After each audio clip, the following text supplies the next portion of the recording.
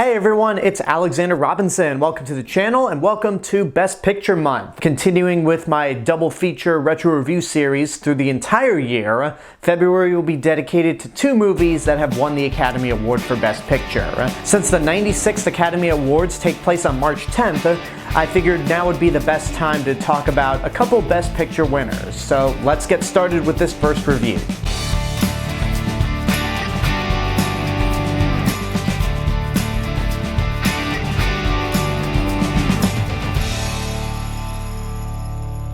This week, I'm going to be talking about a Best Picture winner that I have mentioned a few times on this channel, but I've never actually gotten the chance to review. So I'm going to rectify that now with my review for West Side Story, which came out in 1961, directed by Robert Wise and Jerome Robbins, and is based off the Broadway musical of the same name.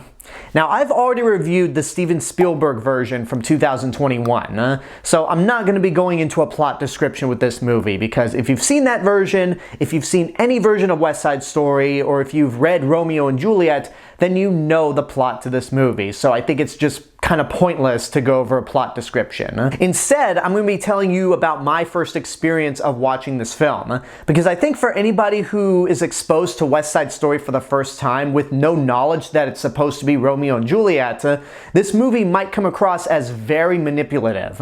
And what I mean by that is, when I first saw this movie, it was in elementary school, in music class. You know those days when the teacher brings out the TV and puts in a VHS tape? Those are always the best when it comes to elementary school. Anyway, the music teacher I had at the time wanted to show us all West Side Story. I had no idea what this was. For me, it was just an old movie. That's it. So we're watching this movie, and it's so happy, it's so joyous. I'm like, wow, this is an amazingly joyful movie. And we watched up to the intermission because, you know, the movie's longer than a usual elementary school class. So, okay, really fun movie. Can't wait to see the rest of it. Then the next day in music class, we continue the second half of West Side Story.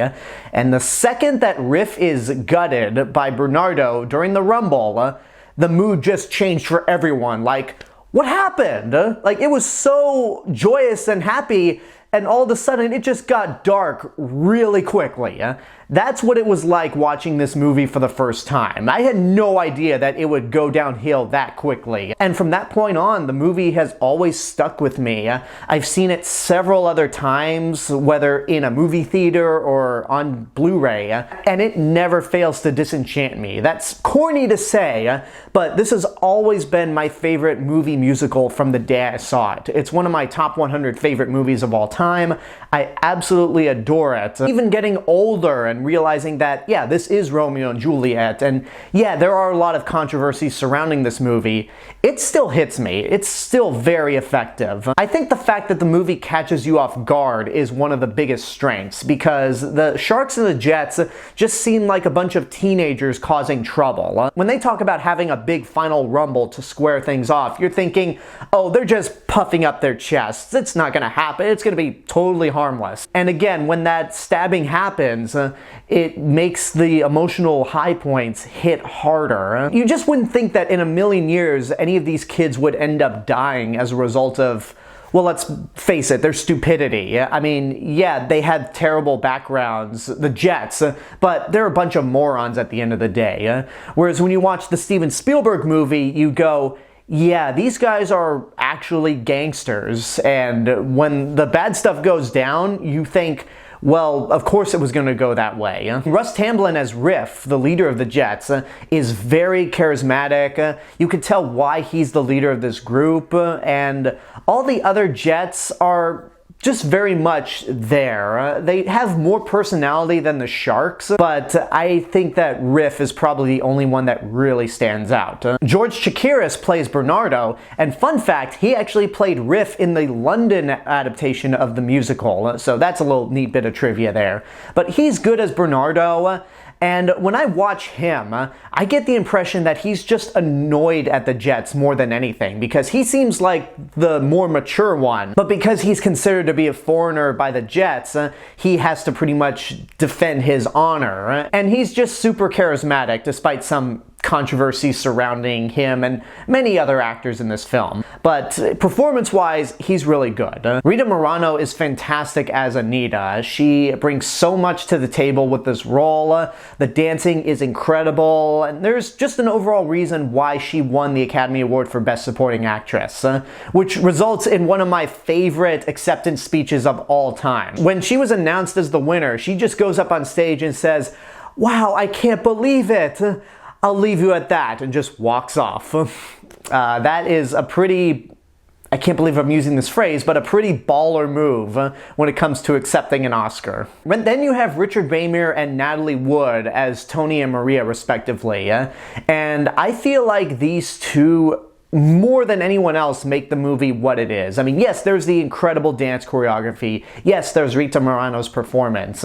But if you don't buy into the love story between Tony and Maria, then the rest of the movie doesn't really work 100%. And with these two actors, I feel like they have such chemistry with each other. You could tell that this incarnation of Tony and Maria love each other dearly. And at the end of the movie, when Tony is killed, Natalie Wood really pulls out all the acting chops, because throughout the entire rivalry between the Sharks and the Jets, these two are the only ones that truly love each other. They have no hate in their hearts whatsoever. And with Tony dead, Maria suddenly feels nothing but anger and hate towards everyone. Because of these two moronic gangs, she just feels nothing but hate. It's rough, and Natalie Wood does a fantastic job. This was also her year, because she was also in Splendor in the Grass, which she got an Oscar nomination for.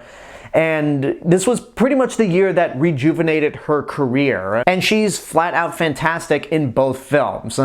But when it comes to West Side Story, I think I need to address the elephant in the room right now.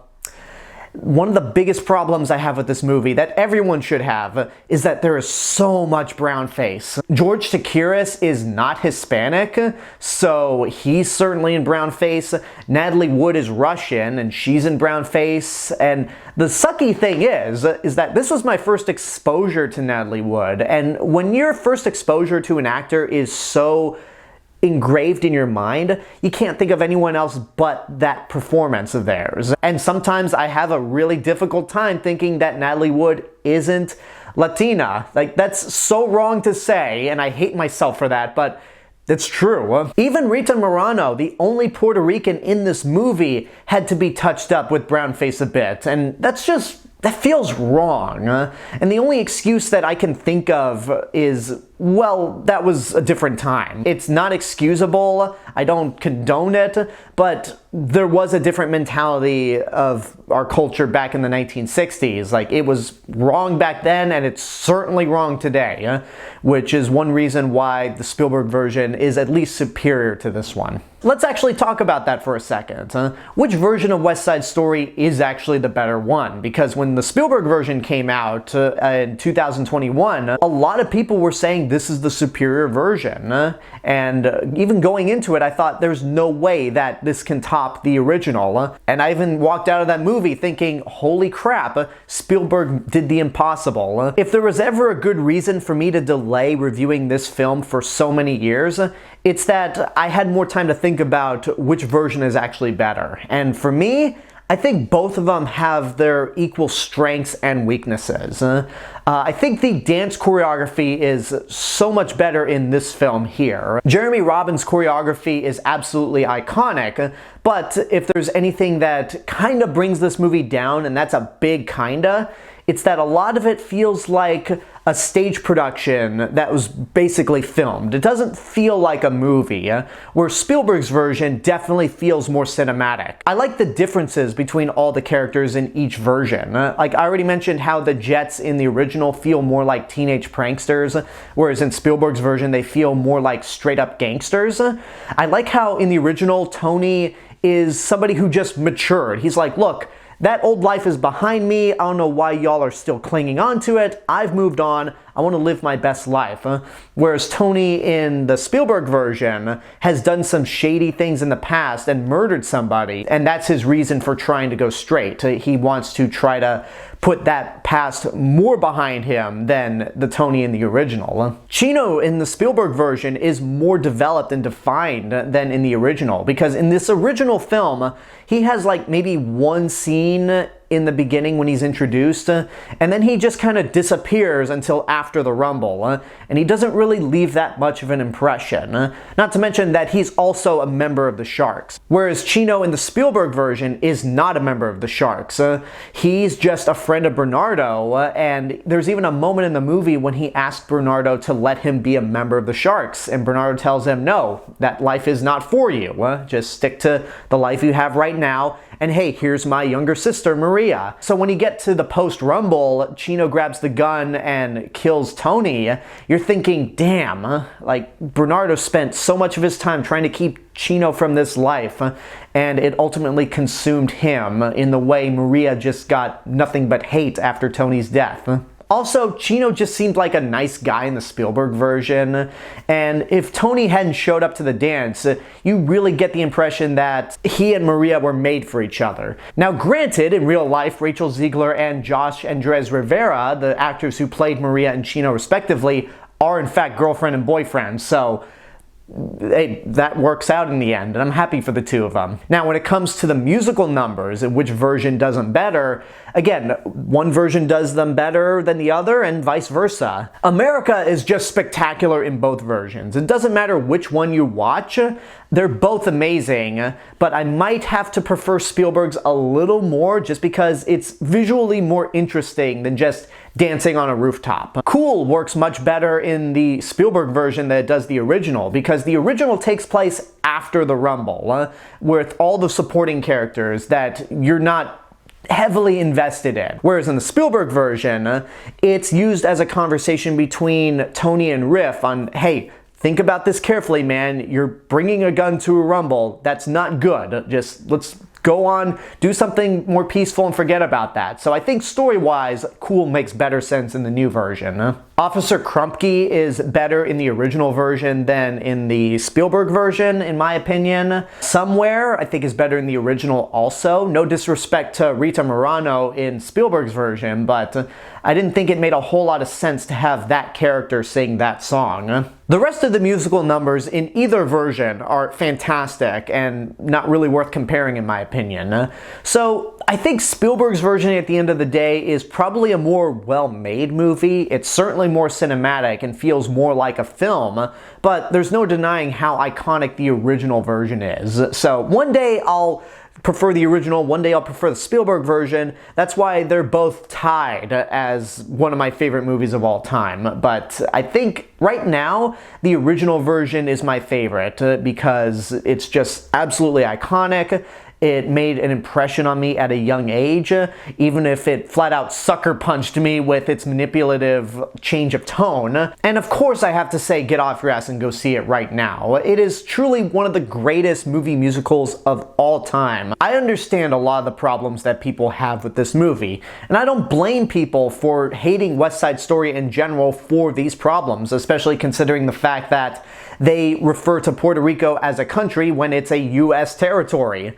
I have no issues with anybody who hates West Side Story on a whole, but for me, I just can't break off my love for this movie. It is truly a masterpiece on all accounts, one of my favorite movies of all time, and I'm so happy to have finally reviewed it. And there you go, that's my review for the original West Side Story. Now, once again, like with Hitchcock Month, I'm going to be reviewing a Best Picture winner that I've already seen and loved, and then I'm going to be talking about a Best Picture winner that I have not seen. And speaking of Spielberg, for the second movie this month, I've decided to go with his Best Picture winner, Schindler's List. I just saw Schindler's List for the first time before recording this video, and if you thought West Side Story got dark, Oh boy, you don't know Dark.